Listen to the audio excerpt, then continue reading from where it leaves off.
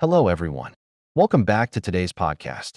Today, we are going to talk about something very important, especially if you feel like your English is improving very slowly. Yes, the topic is slow learning English. Many people think learning slowly is bad. They think, I am not smart, or others are better than me. But this is not true. Learning slowly is not a weakness. In fact, it can be your biggest strength. Let me explain. When you learn slowly, you give your brain time to understand deeply, not just memorizing, but really understanding.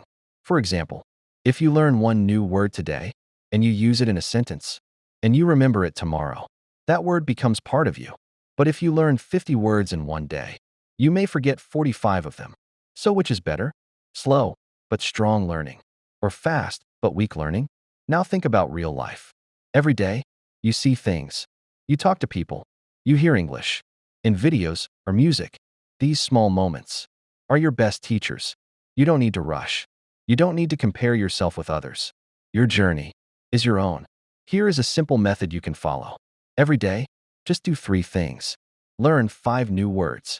Listen to 5 minutes of English audio. Speak 5 sentences out loud. That's it. Very simple, right?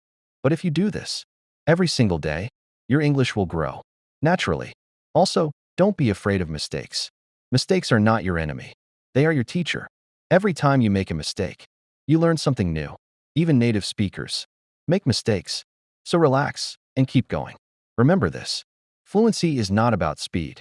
It's about consistency. Small steps. Every day, create big results over time.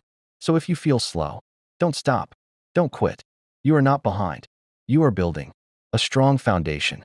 And one day, you will speak English confidently and naturally. Thank you for listening. If you enjoyed this podcast, don't forget to come back for the next episode.